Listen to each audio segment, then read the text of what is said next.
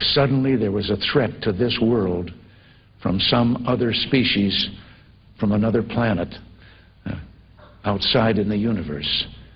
We'd forget all the little local differences that we have between our countries. The United Nations. Perhaps we need some outside universal threat to make us recognize this common bound.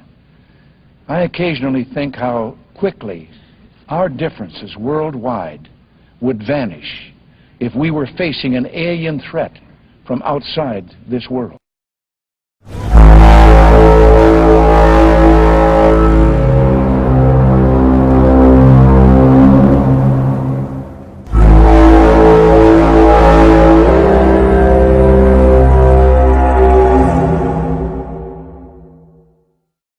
Called the Book of the Cave of Treasures. It tells of fallen angels and the bastard children called Nephilim. God destroyed the Nephilim's bodies and doomed them to wander the earth in an invisible dimension, and they are still terrifying men. In our modern paradigm, they are known as demon spirits. The word demon is from the Greek language and means knowledge. The demon knowledge is greater than man's. The Bible tells of their creation in Genesis chapter 6, and they were the cause of the destruction of life on earth. The Apocrypha and early Jewish writings expound on these evil spirits. The Book of Enoch tells of their giant stature and how they manipulated the genetics of man and animals, in every imaginable way. In other words, no stone was left unturned, in their evil experiments. The answer to all this and the clue to this cosmic riddle may be found in the ancient book of Genesis.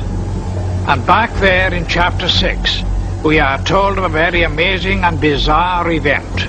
The sons of God saw the daughters of men and saw that they were beautiful, and they lusted after them. And then we read they married them and sired children from them. For the past 1500 years, most scholars, including evangelical scholars, have interpreted the sons of God as the good sons of Seth, and the daughters of men as the wicked daughters of Cain. They've adopted that interpretation because the other one is so bizarre and outlandish. The ancient interpretation, and in my opinion the correct one, is that the sons of God were demonic beings or fallen angels, and that they came down to earth, they lusted after the daughters of men, they married them, and produced this amazing progeny, this hybrid progeny of the Nephilim. And the very word Nephilim does not mean giants. It comes from the root Nephal, fallen ones. The early Christian fathers in the first 4 centuries, men like Irenaeus, Tertullian, Ambrose, for 400 years they knew no other interpretation except that the sons of God were angelic beings.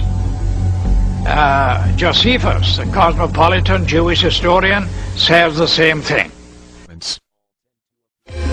Many of the artifacts that they've left us resemble what we would call today a modern-day gray alien. Large bulbous head, large eyes, spindly limbs, very thin bodies. These beings are demonic, not aliens from another planet. They live here in an invisible dimension, sentenced by God. They are not here to help, they are here to destroy. Ufologists point out there are many ancient drawings and cave art depicting them, and their flying machines. I believe some of this is true. But we do have to be careful about our imagination. A lot relates to how you interpret the signs that we see.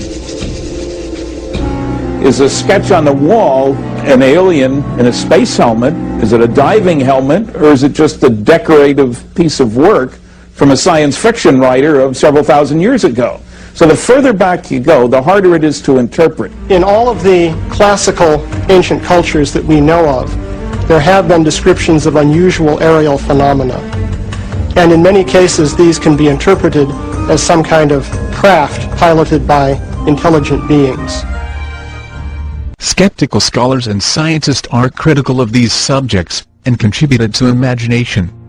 What they do not tell you is imagination is a key ingredient in any scientific exploration. Just ask any scientist for proof of the Big Bang. or the evolution of man from apes. There is no rigorous proof. They are only guessing and using their imagination, something they hide in an illusion of knowledge. I'm going to casually mention to you something that's very scary indeed, and tell you what the alien agenda is. It's going to sound very familiar. The alien agenda is the complete takeover of this planet, the killing off of 5, 6 to 7/8 of the world's population by the year 2029. The U.S. military has known about this for 45 years. They've told no one. As far as I know, I'm the only person standing before a crowd talking about the alien agenda, secretively. Okay. Back in 1954, I'll give you a quick overview. There was the created 1954 treaty where Eisenhower signed a pact with the known alien species of the time. There were 3 at the time, and said that we're going to deal in high technology, but you can take a few head of cattle and a few human beings and you can experiment on them. It's unthinkable. It's stuff straight out of the Nazi death camps, and I'm kidding you not. It's plain BS, and it's got to stop. Now, the created 1954 treaty had been violated. After the great firefight, the alien-human war, I am the only living survivor talking about it worldwide at all. The only one. The other 2 are in nursing homes in Canada, and the Canadian government refuses to allow any U.S. people, including myself, to talk to them because they're afraid of kidnapping. Probably the reason I got shot to pieces and 11 attempts on my life was I am a direct threat to the entire system. The New World Order, the alien agenda is one and the same. It's world takeover and the decimation of the population of this planet. Now, I'm going to tell you something a little bit different about the alien species. The bad news ones, there are 9 races of alien populations. To look at a human being as a bag of food. They're not. One of them did this. All I remember is that he just kind of waved his hand in front of his chest, and the next thing I know, this blue beam hit me and just literally opened me up like a fish. And burnt my fingers right off of me. And there was some form of electrical force because the kind of like being hit by a lightning bolt, burned all my toenails off of me, completely crispy crittered my left foot, burnt the shoe right off of me. All I remember is the smoking remains, and I'm still conscious, but in and out of, didn't remember much. And there was a Green Beret that was right behind me that risked his life. In fact, he died. But he risked his life. He shoved me back in the back and hit the button and took me up. And I wouldn't be alive talking to you today if it wasn't for him. I'm forever indebted. He lost his life. 66 Secret Service agents, Green Berets, Black Berets, crack troops lost their lives because the government, our United States government, lied, did not tell us anything about the alien threat. There's a war underneath there, and I'm talking dead serious. It's been going on since that time. Since late August of 1979, our military, the Russian military, basically the militaries of the world, have been in constant conflict with the outer space alien. The small gray, the large gray, the reptilians, the whole thing. There are 11 distinct races of aliens. 2 are benevolent. One had to leave here in a hurry because their world is under attack, both on the surface as well as underground. There, the Pleiadians. Maybe some of you are familiar with that. Would some of you raise your hands who've heard of Billy Meyer and some of the, very good, about half the group. Well, Billy Meyer is one of these lucky people that they figured, well, he's kind of a simple type, we'll show him everything. These are the benevolent aliens, and they've been here helping us. In fact, I have a picture, let me reach for it here.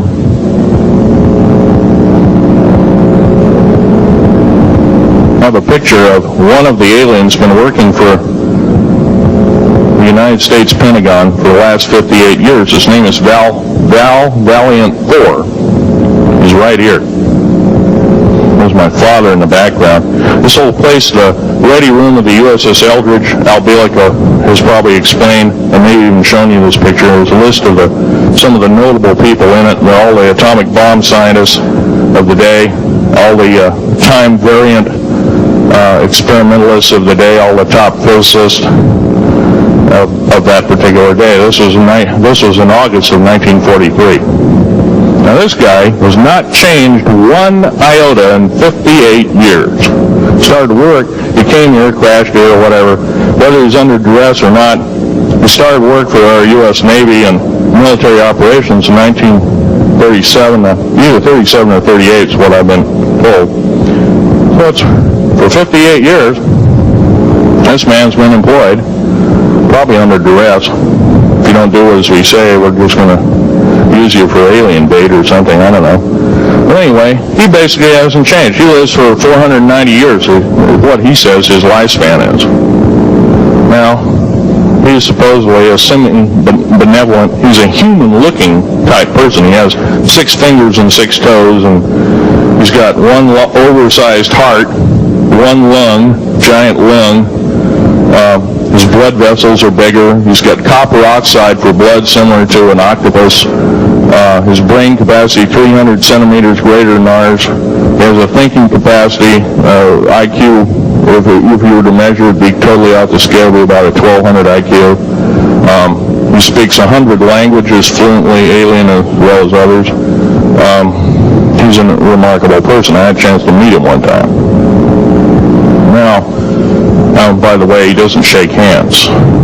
He's kind of in a spacesuit because all aliens, regardless benevolent or otherwise, they're carrying germs and diseases and bacterium in and on them that are deadly to us. If I were making policy, I'd quarantine them all because how do we not know that some of our diseases like AIDS... Now it gets nasty. Secretary of Defense James Forrestal began to object to the secrecy. He was a very idealistic and religious man who believed that the public should be told. When he began to talk to leaders of the opposition party and leaders of the Congress about the alien problem, he was asked, which is a polite way of saying you're fired, to resign by Truman. He expressed his fears to many people and rightfully believed that he was being watched and that his life was threatened.